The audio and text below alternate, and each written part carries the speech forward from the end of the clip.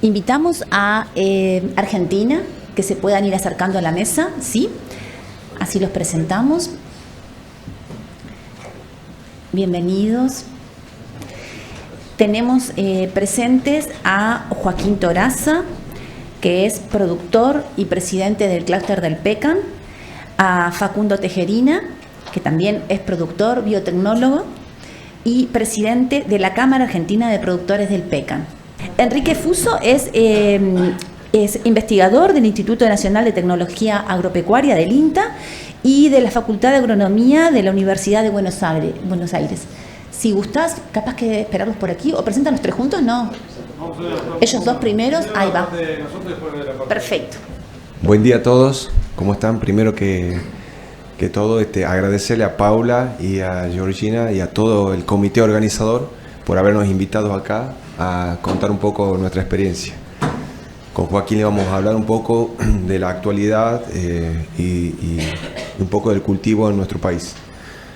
Actualmente contamos con unos 500 productores, ¿sí?, alrededor del país, de diversos tamaños. Hay productores de 2, 3, 5 hectáreas hasta productores de 1.200 hectáreas. El promedio está entre 20 y 50. El país hoy tiene alrededor de 12.000 hectáreas que están dispersas en 10, 12 provincias.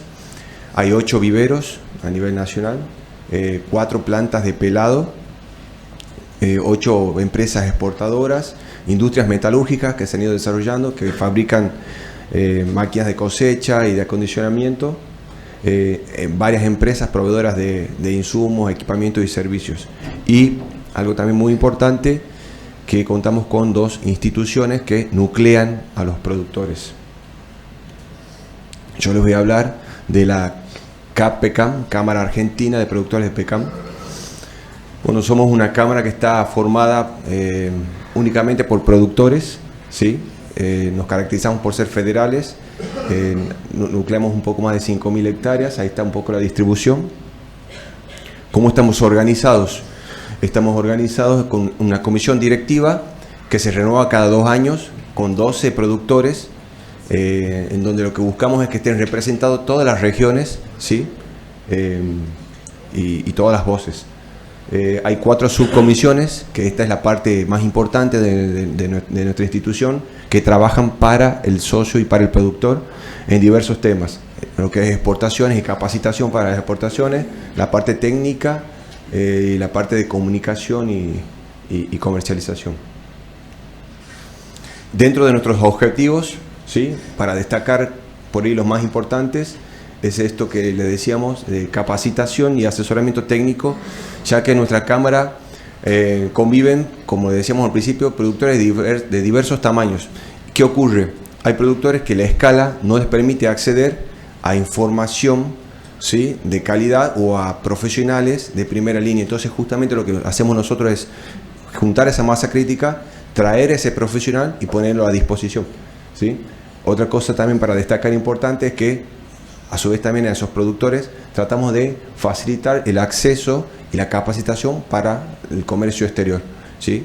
Un poco de la mano de lo que comentaba Juan, de que justamente ya llega un momento donde vos tenés que sí o sí salir con tu producto afuera, porque si no adentro empieza a haber problemas. Dentro de las acciones, ¿sí?, ¿cómo hacemos parte de estos objetivos? Bueno, organizamos charlas técnicas, ¿sí?, 2 charlas mensuales de manera virtual, porque justamente estamos muy dispersos en el país. Nuestro país es un país bastante extenso en ese sentido, y el cultivo también, por su plasticidad, está desde el norte, ya lo van a ver, hasta el sur. Entonces organizamos charlas técnicas comerciales para los socios. Tenemos un espacio virtual para productores nobles, ¿sí?, específica. Tenemos proyectos y convenios con diferentes instituciones, entre ellos las universidades. Hay algunos temas que hoy estamos trabajando, las instituciones públicas como INTA, junto con el clúster también estamos con varios trabajos. Pues uno de ellos, y yo entiendo que uno muy importante, ha sido también la parte de los recursos profesionales humanos. Entonces se armó una diplomatura, una especialización, junto con una universidad para capacitar a los ingenieros agrónomos que se especialicen, porque eso no existe hoy todavía ya, en PECAM. Entonces dura todo un año, y eso es algo que viene muy bueno porque estamos cubriendo también esa pata. Y organizamos encuentros, y otras cosas más. Por ahí, para destacar algo muy importante, hacemos algo parecido a esto que ustedes están, en lo que estamos hoy participando todos los años, un encuentro presencial de un día y medio, una vez al año, en donde en algún lugar del país, justamente de nuevo apuntando a este federalismo, en diferentes lugares del país nos reunimos para que todos los socios se vean, porque la riqueza de este cultivo es un cultivo muy nuevo. Entonces, todo lo que hay es, o se lo trae de afuera, que hasta cierto punto sirve, pero también es muy importante el desarrollo local. Entonces, el compartir las experiencias y cómo ha resuelto cada uno su problema es muy interesante. Entonces, se va formando una comunidad. Este año particularmente, el año que viene va a ser en Buenos Aires. ¿Sí? De paso tiro el chivatazo para invitarlos. Bueno, dejo a Joaquín que hable de la institución. Vamos cambiando, turnándonos. ¿Qué tal? Joaquín Toraza, presidente del Clúster Repecan. Les cuento rápidamente qué es el Clúster Repecan. Es una asociación sin fines de lucro que inició allá por 2011 como una iniciativa del Ministerio de Agricultura, más que nada focalizado en la provincia de Entre Ríos, que tenía como iba desarrollando, no quiero usar la palabra distinta de clúster, pero bueno, distintos sectores en distintas zonas que iba para potenciarlos. Bueno, ahí nació esa primera etapa que se convirtió finalmente en 2016 en una asociación independiente, y de ahí hemos venido trabajando hasta aquí. La principal característica que tiene el Clúster Repecan, más allá de justamente de aunar esfuerzos como cualquier asociación para hacer cosas entre todos que cada uno individualmente no puede hacer, es una visión de cadena, digamos. O sea, en el Clúster Repecan los socios son por productores, por supuesto, pero también están los viveros, las plantas de acondicionamiento, las plantas de pelado, los comercializadores, los asesores, proveedores de insumos, o sea, toda la cadena. La idea es tener una visión integral. La comisión directiva está conformada por actores de toda la cadena. Tenemos grupos de trabajo, por ejemplo, por citar algunos ejemplos, en temas de varietales, de introducción de variedades o de registro de variedades, trabajan los productores junto con los viveros. En temas de calidad o de normativa de exportaciones, trabajan junto las plantas peladoras y de acondicionado con los comercializadores. En temas de desarrollo técnicos, trabajan los asesores con productores. Como tenemos grupo de trabajo intraeslabón para poder tener la visión completa de todos. Algunas de las cosas rápidamente que pasamos, como contaba Facu recién de lo de la CAP, a ver, muchas de estas cosas las conocen. La jornada que hacemos nosotros anualmente, muchos de ustedes nos han visitado. La diplomatura que hicimos justamente con la CAP que comentaba Facu, las fichas técnicas del Pecan. Justamente también parte de toda esta línea de trabajo es poner a disposición de la cadena, o sea, generar información y ponerla a disposición. Las fichas técnicas del Pecan, ya vamos por la 42, que son publicaciones de temas específicos de interés para el sector, en la cual alguien que sabe mucho de determinado tema lo expone o lo comparte, material educacional que hemos estado desarrollando, con temas vinculados con buenas prácticas, con manejo, con carpeta de enfermedades. Después también otra área muy importante nuestra es la de articulación entre los distintos actores, fundamentalmente público-privados. Por supuesto, en interacción con las asociaciones pecaneras, tanto Argentina como del resto del mundo. La interacción con el gobierno provinciales y nacionales por distintos temas, con el SENASA por apertura de mercados, por registro de principios activos, ahí un poco interactuando entre los laboratorios que están haciendo el trabajo de inscripción de registros y el SENASA, tratando de destrabar las pequeñas cosas que se van generando y que hacen que los temas no avancen. Con el INTA, por ejemplo, estamos en este momento coordinando un trabajo de relevamiento de fenología, justamente lo que se comentaba hace un rato, en distintas estaciones experimentales del país, haciendo un trabajo coordinado entre todos ellos, justamente para que releven de la misma manera, bajo una forma homogénea. Bueno, después también tratamos de mantener un buen vínculo comunicacional con todos nuestros socios, y en realidad con gran parte de esto con todo el sector pecanero de Argentina y también del mundo, a través de nuestra página, las redes y demás.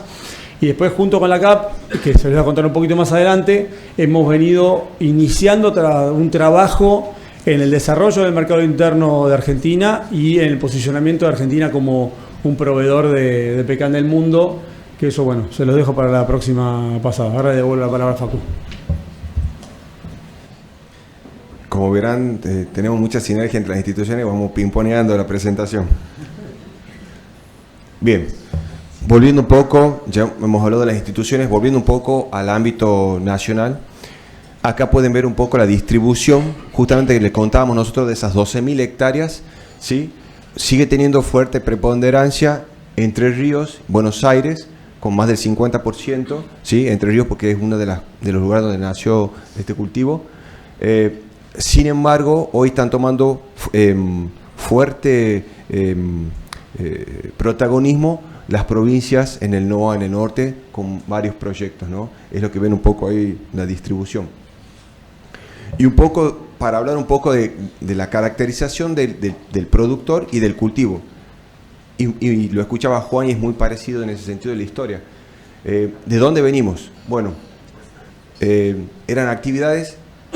La gente que se metía en este cultivo al principio, no digo que sea la totalidad, pero la generalidad, eran actividades secundarias o terciarias, eran abogados, médicos, empresarios de otros rubros que querían armar su chacra o su pequeño cultivo de pecan para ver qué onda, ¿sí? Y era más tomado como un hobby, ¿sí? O como algo novedoso. Y nosotros los catalogamos como productores de weekend, sin ánimo de ofender, pero era más o menos así.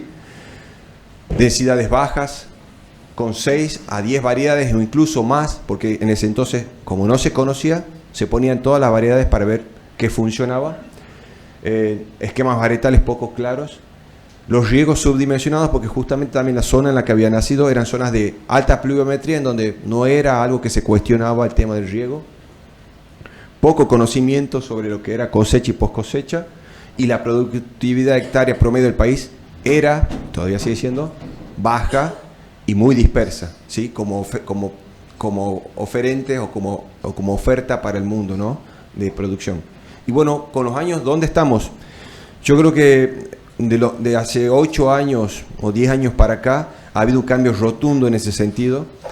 Hoy los proyectos son proyectos de inversión, ¿sí? Profesionalizados, en donde hay objetivos y tiempos concretos, ¿sí? Normalmente que se está metiendo con un previo análisis, un cash flow, tantos años, entre este año y este año tengo que estar teniendo ya una autosuficiencia, digamos, económica del proyecto, entre tal y tal año, un retorno de la inversión. Entonces ya se están encarando de otra forma los proyectos en ese sentido. Las densidades también cambiaron mucho. Al principio, no lo nombré, pero también eran densidades de 12x12 o 15x15. Y en este sentido hoy, también traccionado por los números y la parte económica, se ha ido jugando con las densidades. Hoy se está trabajando con densidades medias a altas, sobre todo en zonas como el NOA, proyectos de semiárido que se están poniendo hasta 200 y pico de plantas por hectárea, y incluso también en zonas como el NEA se están jugando hoy con densidades medias, ¿sí? Eso es otra cosa que cambió. Los esquemas varietales hoy se redujeron muchísimo a 3, 4 variedades como mucho, justamente buscando tener volumen de cada variedad. El riego se tecnificó, ¿sí? Se tecnificó, y sobre todo por la entrada de zonas más semiáridas, con perforaciones, incluso hoy con el gran problema que tenemos del aumento de la energía eléctrica. Incluso ya hoy se está hablando de energía solar y los proyectos lo contemplan dentro de sus esquemas. Capacidad propia de secado, todos los proyectos dentro de su inversión ya tienen previsto una autosuficiencia de secado en ese sentido, y eso también gracias al desarrollo de la industria nacional, de lo que son deshidratadores y todo lo que es maquinaria de post cosecha. Los asesores, ya había asesores profesionales, pero sí se fue profesionalizando y aumentando esta población. Un poco le contábamos de esta diplomatura, eso también ha reforzado mucho esa parte, y también los desarrollos locales que se fueron haciendo ya hoy tienen más peso porque tienen más tiempo también, ¿sí? de pruebas. La productividad por hectárea del país está en aumento, todavía sigue baja porque Joaquín va a hablar un poco de esa parte, pero gran parte de lo que hoy produce Argentina, todavía, lo que hablábamos del famoso Pareto, sigue estando en parte de estos proyectos de más de 20 años, con estas variedades dispersas y todo. Ese es el gran aportante en ese sentido. Y como desafíos para el futuro, para adelante, bueno, primero que nada, mejorar los rendimientos de los montes, ¿sí? Aumentar la productividad de los mismos. No quiero tirar números, pero Hoy los proyectos tienen que apuntar a eso, a bajar el costo por kilo que yo produzco, y eso en gran parte lo consigo con mayor productividad. Lograr, bueno, un mayor, como oferta, ¿no? Como país, lograr un mayor volumen, homogeneidad y calidad de la nuez, ¿sí?, que ofrecemos al exterior. Aumentar, empezar a prestar atención a dónde está el negocio, ¿sí? Entonces empezar a prestar atención a las variedades de mayor kernel, prestar atención a esa parte, ¿sí? Incorporar variedades mejoradas, que es algo que todavía al país le falta. Hoy se han superado la mayoría de las variedades que escuché en ustedes y que son las que tenemos nosotros, han sido superadas hace mucho en el hemisferio norte. Eso es algo que nos está faltando y yo creo que es lo que sigue.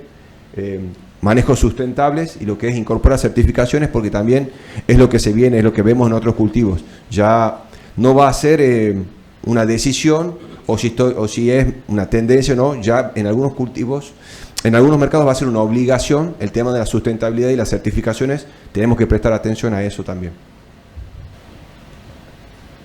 Joaquín.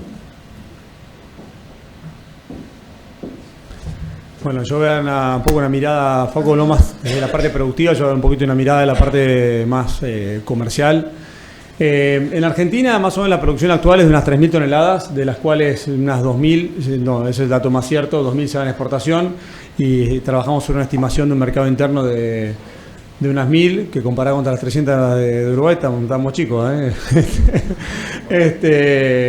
y las 12.000 hectáreas que mencionaba Facu hace un rato, en muy poco tiempo también nos va a pasar lo mismo. Vamos a tener una producción geométrica, vamos a estar en las 10.000 toneladas muy prontamente, lo cual nos pone frente a un desafío muy grande de cómo colocar toda esa producción en un mercado interno que va creciendo lento. Acá vemos un poquito los números, cómo vino creciendo las exportaciones. La primera exportación fue en 2004, un solo contenedor ahí exploratorio, pero en realidad arrancaron en 2010 y empezaron a crecer a continuación.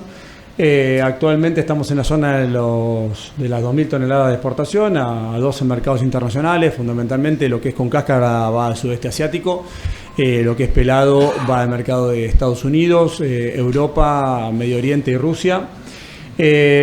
Históricamente hasta 2017 las exportaciones iban todas a Hong Kong y Vietnam, con destino final en China. Por eso ahí vemos la apertura de lo que se exporta con cáscara, marrón oscuro y clarito en lo que se exportó como pelado. A partir del conflicto en Estados Unidos y China de 2018, que cambió totalmente la posibilidad de vender esos mercados, empezó Argentina a tener que buscar otros mercados, lo que lo obligó a empezar a exportar pelado, y la aparición de necesidad de pelado originó la aparición de capacidad de pelado. Hoy ya tenemos 4 plantas de pelado en Argentina. Esa proporción fue incrementando en 2021 y el año pasado fue prácticamente la gran mayoría o casi la totalidad fue exportado en formato de pelado. Tenemos cerca, ojalá, finalmente la apertura del mercado de China, que estamos gestionándola desde 2018. Cuando eso ocurra, va a abrir una gran puerta para el producto con cáscara. Veremos después, ahí lo puse con signo de pregunta, cómo continúa esto a futuro. Esto ya lo dije. Y bueno, con esta misma inquietud, que no la tenemos hoy, la tenemos hace un buen rato, con la CAP estamos trabajando hace un buen tiempo en 2 proyectos de empezar a trabajar dónde colocar nuestra producción. En 2020 se creó la marca sectorial Argentina Pecans, con la idea de tener un nombre común para ir a mostrarnos al mundo, a presentar la oferta de Argentina. Iniciamos un vínculo institucional con el INC, que los que no lo conocen es el organismo internacional que vincula los frutos secos. Desarrollamos distintos elementos de marketing, un video explicando un poco cómo es la producción en Argentina. Se inició una campaña publicitaria en los principales medios gráficos de frutos secos y de pecan del mundo. Y Marketing Toolkit con folleto, flyer y banner, todo con una estética y un mensaje unificado para que cualquiera que quiera salir a vender al mundo transmita un mensaje unificado. Algo similar hicimos ya con bastante más dificultad en lo que es el mercado interno. Digamos, la parte esta que hicimos no tuvo distinta dificultad, pero bueno, lo que es el desarrollo del mercado interno es difícil. Creamos la marca Pecan argentino y y el eslogan de campaña de hashtag Probá con Pecan. También se desarrolló todo el Marketing Toolkit con tener de nuevo una página donde la gente pueda acceder y está toda la información nutricional y de recetas y demás. Flyer, banner, folletos y demás para que cualquiera que se dedique al mercado interno pueda imprimírselo de nuevo con un mensaje claro, bien pensado y en estética armoniosa, poder utilizar esos elementos para trabajar en la difusión del mercado interno. Y bueno, toda esa primera parte la hicimos dentro de un programa que accedimos con fondeo público, pero eso duró nada más para armar las herramientas, pero después hay que seguir. Con lo cual, en este sentido, como mencionaba recién, junto con la CAP, creamos el Fondo de Promoción de Pecan Argentino, el FOPA, nada muy distinto a lo que es el APPB o el APC de Estados Unidos, donde el sector recauda dinero para promocionar el producto. La diferencia que tenemos con ellos, que en el caso de Estados Unidos es compulsivo, o sea, no hay forma de escaparse, acá es voluntario. Pero bueno, venimos bastante bien en los inicios. La intención es juntar algunos centavos de dólar por kilo comercializado para con ese dinero poder trabajar en campañas de seguir desarrollando mercados a futuro. Y finalmente, para redondear, un poquito un pantallazo final de qué tenemos en Argentina como análisis FODA. Tenemos ahora nuestras fortalezas, es que producimos un mercado un producto que el mercado quiere. Producimos nueces grandes, producimos las variedades, podemos producir un producto que el mercado quiere. Digamos, tenemos las variedades, tenemos el agua, tenemos las condiciones y tenemos la genética de gran tamaño. Después está un poco en nosotros en ver si lo logramos o no. Tenemos un buen timing de contrastación, empezar a vender cuando se empiezan a agotar los stocks del hemisferio norte, un buen timing para lo que es el año nuevo chino, cuando ojalá logremos la apertura. Y acompañado de esto, las oportunidades, un poco las tendencias de consumo mundial que nos acompañan, la posibilidad de que se abra el mercado chino y la oportunidad de ir trabajando poco a poco en el desarrollo del mercado interno. Como amenazas, tenemos un poco más allá de vivir en Argentina, que de esa no podemos escapar. Las problemáticas generales del pecan con el precio, que últimamente, bueno, tenemos la inflación mundial, la guerra, todas cosas que hacen que productos suntuarios, entre comillas, como es el pecan, un poco tiemblen, o sea, lo primero que se descarta. Vemos en lo que es Estados Unidos y México las últimas cosechas, a pesar de cosechas buenas, malas más o menos, el precio se ha medio ubicado en una zona entre media y media más o menos. Y después el famoso cuco de las plantaciones en China, que hay mucho, que hay poco, que es verdad, que es mentira, que no van a salir nunca, que sí van a salir, veremos qué pasa con eso. Y finalmente dejé para el final la parte de las debilidades, que es en las cuales un poquito podemos trabajar más nosotros, que no son tan variables exógenas. Ahora, nuestra principal debilidad, que somos nuevos en el mercado, o sea, ¿por qué alguien nos va a comprar, por más que tengamos el mismo producto, porque alguien nos va a comprar a nosotros en vez de comprar al que le compra siempre? Tenemos una calidad a veces buena, a veces no tanto, y la heterogeneidad de producto, trabajamos mucho, tenemos todavía un producto muy descendiente de cosecha por mix, no por variedad, lo cual hace que el producto sea muy heterogéneo y eso no luce tan bien. Tenemos escalas de producción limitadas, nos vienen a pedir una determinada cantidad y le podemos ofrecer menos, eso a muchos productores nos deja fuera de juego. Y lo que se mencionaba antes también de la escala de los productores, que hace que a algunos no puedan, muchos les cuesta acceder a las mejores tecnologías para producir el mejor producto. Y la escala de capacidad de pelado, que si bien tenemos, a diferencia de antes que no teníamos capacidad de pelado, hace que no podamos pelar todo rápido y llegar antes de que empiecen a cosechar el hemisferio norte, que también ahí tenemos una debilidad. Y marqué con doble este disco fundamentalmente porque, bueno, la escala es la que tenemos, somos nuevos en el mercado, somos lo que somos, pero en lo que sí tenemos que trabajar mucho es en cuidar, ofrecer un producto de calidad y lo mejor posible para que, bueno, el que opte por comprarnos no se arrepienta. Bueno, esto es un poquito de la parte del panorama productivo y comercial. Gracias, muchas gracias.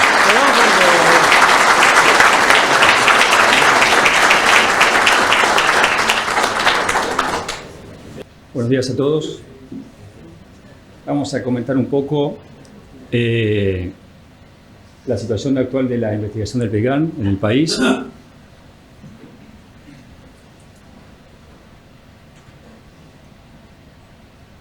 Vamos a comenzar primero hablando un poco sobre la zonificación agroclimática, ¿no? ¿Por qué es tan importante en un cultivo nuevo, como mencionaban previamente Joaquín y Facundo?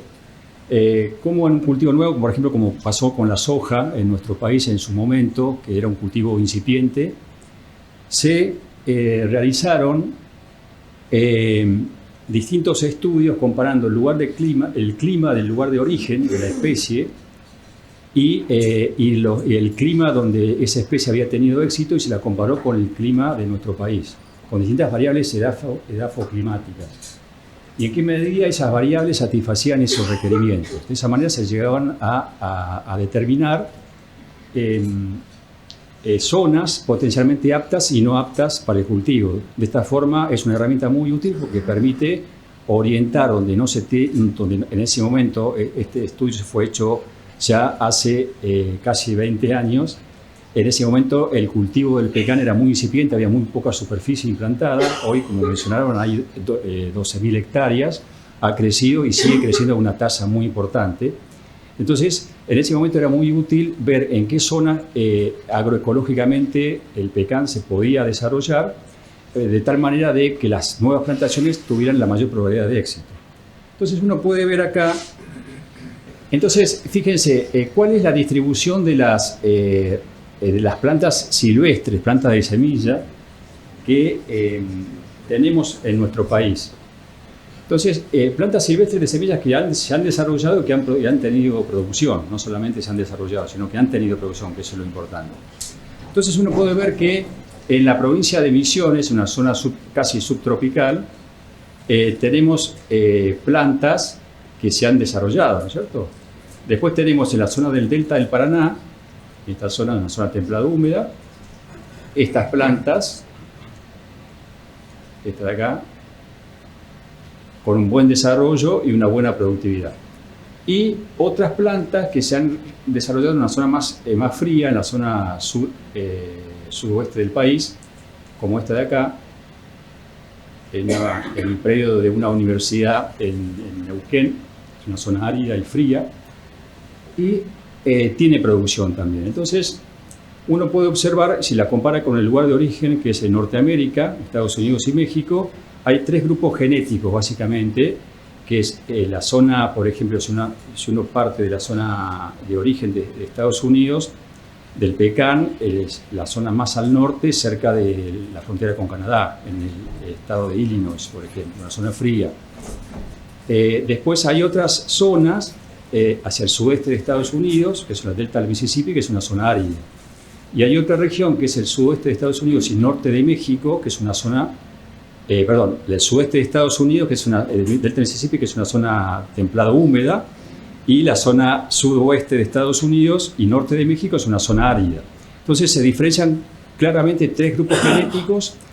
La gente del Departamento de Agricultura de Estados Unidos tiene un programa de mejoramiento genético y ha desarrollado el grupo de variedades que hoy se comercializan mundialmente, que son básicamente estos tres grupos. Entonces, en nuestro país lo que se hizo ya en su momento fue un mapa de aptitud de suelos para el pecan, donde se determinaban de cuáles eran los requerimientos edáficos de la especie en cuanto a, por ejemplo, profundidad, textura, alcalinidad, posibilidad de inundación, y se la comparó con, con la base de datos que tenemos del mapa de suelos, y régimen de temperatura de suelo y régimen de humedad, y en qué medida estas variables edáficas satisfacían los requerimientos de la especie. Se le asignó un valor, en qué medida se satisfacían esas variables, y se llegó a determinar un mapa de aptitud con colores verdes, los lugares más aptos, verdes más claros, lugares óptimos, aptos y más marginales para el cultivo. Lo mismo se determinó siguiendo las variables climáticas. Esto es por la metodología de Burgos. Esto lo realizó el ingeniero Sierra, de la Cátedra de Climatología de la Facultad de Agronomía de Buenos Aires. En este caso se compararon, por ejemplo, la sumatoria de horas de frío, como se ve acá, perdón, las sumatorias de horas de frío, acá se ve las precipitaciones, la temperatura del trimestre más cálido, estos son los grados días, por arriba de la temperatura base de 10 grados. En fin, se entraron en conjunción todas esas variables climáticas y en qué medida se satisfacían los requerimientos de la especie, y de igual manera se llegó a determinar que las zonas del país donde teníamos las zonas más óptimas eran esta región, y luego un poco más marginales. Acá es válido aclarar que cuando se hizo ese estudio, se hizo para la especie en promedio. Ahora se va a avanzar, se debería avanzar siguiendo esta misma metodología por esos grupos, ¿sí? Grupos, esto que mencionábamos antes, y ahí seguramente estas zonas se van a ampliar. Pero en su momento esto sirvió para ver cómo la especie, como promedio, se podía orientar su cultivo y determinar cuáles eran las zonas más óptimas y más aptas para el desarrollo. Por último, se superpusieron el mapa de suelos y el mapa digamos de zonas termohídricas, y se llegó a obtener un mapa de aptitud de tierra, donde se tenían en cuenta todas esas variables. Y ahí tenemos el pantallazo para nuestro país en su momento, cuáles eran las zonas potencialmente aptas para el desarrollo del cultivo. Bueno, en cuanto a los cultivares, lo que se trabajó en su momento es en elaborar un descriptor de la especie, que en su momento no existía. Existía un descriptor de la especie que es propio en Estados Unidos, pero no a nivel internacional. En su momento la UPOV, la Unión para la Protección de las Nuevas Variedades, solicitó trabajar en ese descriptor. Se trabajó y se llegó a obtener unos primeros borradores y luego la versión definitiva, ¿no? Eso nos permitió analizar, por ejemplo, determinadas 20 características un poco más vegetativas y otras tantas reproductivas, por ejemplo, la actitud de las ramas de la variedad, por ejemplo, en cuanto a la parte reproductiva, el color de los estigmas, forma y tamaño de frutos, en fin, distintas variables que nos permitieron, recopilando toda esa información, poder con toda esa información inscribir esos cultivares en el INASE, que es el Instituto Nacional de Semillas, y de esa forma cumplir con la normativa para los viveros, que es poder comercializar esas variedades, habiendo ya tenido ese registro en un listado de registro de cultivares de esa institución. Estos son algunos de los primeros cultivares ya inscritos a principios de los 2000. La variedad, por ejemplo, Mahan, Kernodle. Hoy ya tenemos cerca de unas 20 variedades inscritas. Por ejemplo, la variedad Kiowa, Pauni, Western y Wichita están ya inscritas en el INASE, y otras tantas están en proceso de inscripción.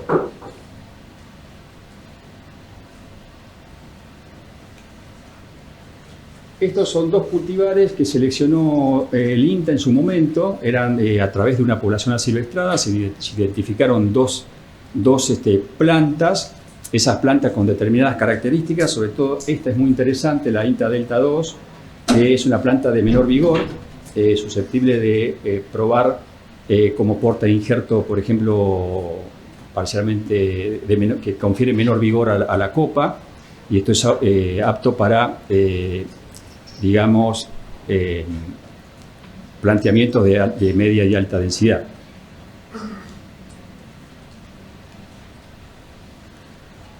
Este trabajo se hizo ya hace un tiempo en el Instituto de Biotecnología, que es justamente utilizando 7-8 marcadores desarrollados de microsatélites, desarrollados por el Departamento de Agricultura de Estados Unidos, permitió diferenciar las variedades que teníamos en su momento, Y actualmente, hoy está presentado en un póster, el mismo equipo de biotecnología, el doctor Rivas, logró, encontró otros 5 microsatélites,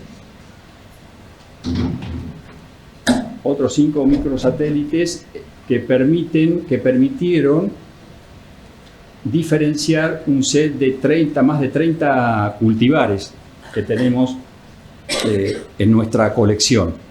Es decir, que eso es una nueva herramienta que apoya y avanza en la identificación temprana de los cultivares. Esto es muy importante porque, bueno, permite esa identificación, es útil para los viveros, que permite, por ejemplo, esa temprana identificación, poder ordenar todo su set de plantas madres, por ejemplo, o incluso los productores, si tienen alguna duda, pueden identificar esos cultivares y no necesitan recurrir a la fenología y a un seguimiento fenológico durante mucho tiempo.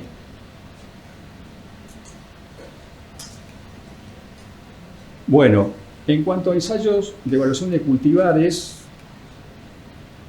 tenemos unas 11 estaciones experimentales en el INTA donde existen ensayos de cultivares donde se hace el seguimiento fenológico, y este seguimiento fenológico se va registrando y se están elaborando actualmente unas fichas que prontamente se van a poder distribuir con un análisis del grado de comportamiento de esos cultivares en diferentes regiones agroecológicas.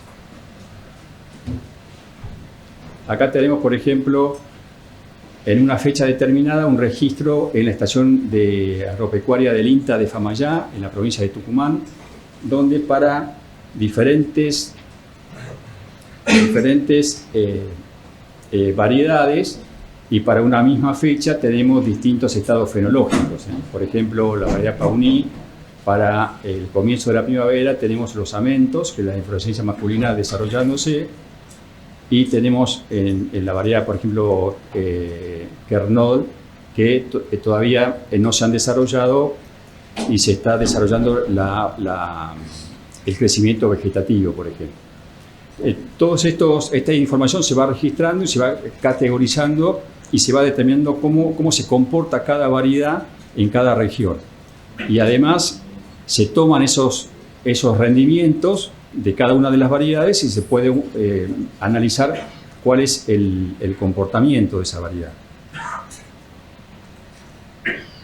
Acá tenemos, por ejemplo, en el registro en un registro completo del crecimiento vegetativo y reproductivo para la variedad desirable en la estación de Famayá.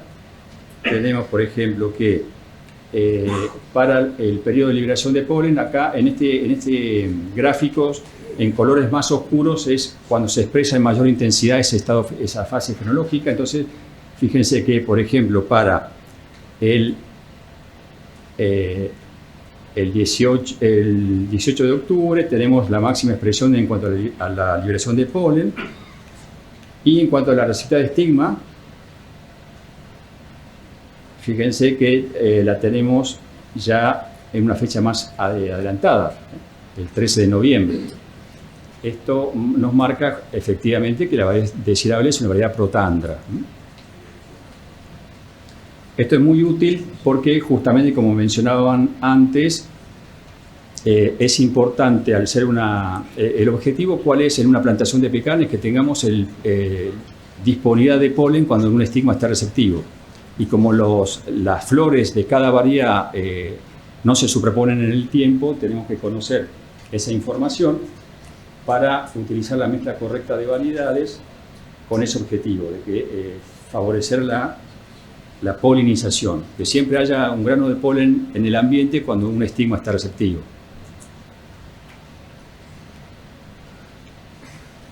Bueno, acá lo que tenemos es un análisis, ¿sí?, en esta red de ensayos, y también tenemos unos ensayos de progenie. La red de ensayos que tenemos en el INTA que mencionábamos previamente es para analizar el comportamiento. Voy cerrando, me dicen. Okay. Vamos a acelerar un poco.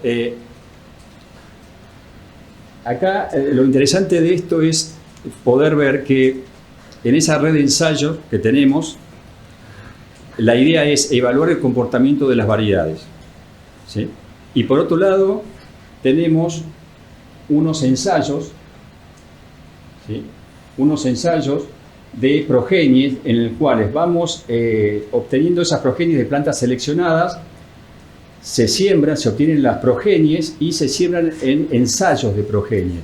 Y esto, a través de esta metodología de modelos lineales mixtos, podemos establecer los valores de cría de estas plantas, futuras variedades, a través de utilizando modelos mixtos con predicción de esos valores de cría. Entonces, esta es una metodología muy útil cuando uno hace selección de largos periodos de tiempo. Uno puede adelantar la selección mediante esta metodología, utilizando y conociendo la genética de las madres y la fenología de las madres, y conociendo la genética de la descendencia, uno puede inferir el fenotipo futuro. Entonces puedes hacer una preselección y antes de que se exprese, por ejemplo, en el rendimiento, este plantín, ¿sí? Este plantín, antes de que se exprese en rendimiento, uno puede hacer una preselección, de esa forma ir adelantando esos márgenes, esos tiempos de selección. Bueno, vamos a ir rápidamente. Acá se han publicado trabajos de conservación, por ejemplo, en el Instituto de Tecnología de Alimentos de INTA Castelar. Lo que se hizo fue ensayos de conservación de nueces a 2 grados y a 20 grados, temperatura ambiente, y se observó que durante 6 meses prácticamente los parámetros de oxidación no se dispararon, salvo a partir del 6º mes en adelante, que sí hubo una diferencia en las nueces conservadas a temperatura ambiente con respecto a 2 grados. Pero los 6 meses previos directamente no hubo diferencia significativa. Eso es un dato interesante y se ha publicado en unas revistas. ¿Qué sucedió con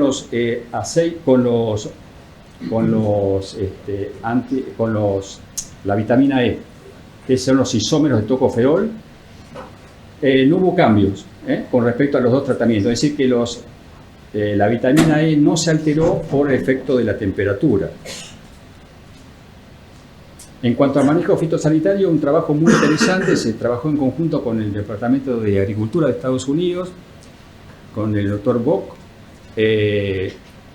Se enviaron muestras de nueces, de hojas y frutos con sarna, con Venturi efusa, y se hicieron aislamientos, se analizaron por 15 marcadores moleculares, se identificaron esos aislamientos y se pudo determinar. Esto es un poco para analizar la estructura genética de la población de esta enfermedad, y de esa manera uno puede inferir el grado de adaptación que tiene esta enfermedad y el grado y el potencial de difusión que tiene en la región.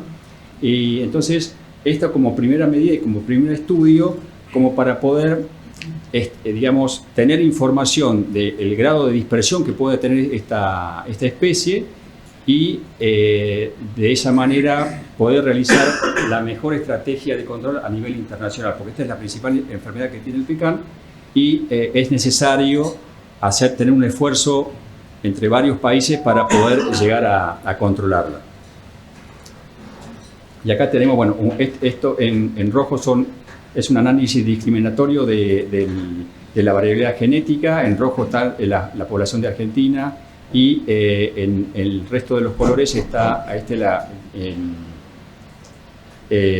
los aislamientos con materiales que provienen de Brasil, que vio acá Edson Ortiz, que está presente.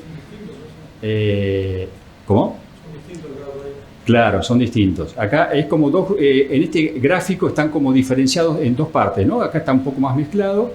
Acá está la población de Brasil, y en lila la de Uruguay. Pues envió Roberto también acá, envió materiales, que colaboró con ese trabajo, y se pudieron diferenciar estos dos grupos marcadamente separados. Capacitación, hemos tenido múltiples capacitaciones colaborando con la Cámara Argentina de Productores de Pecan y con el clúster de la Nuez Pecan y con distintas organizaciones, cursos en Brasil, acá en Uruguay también. Publicaciones de diverso tipo en diversas revistas con diversas temáticas. Bien, eso es todo. Gracias.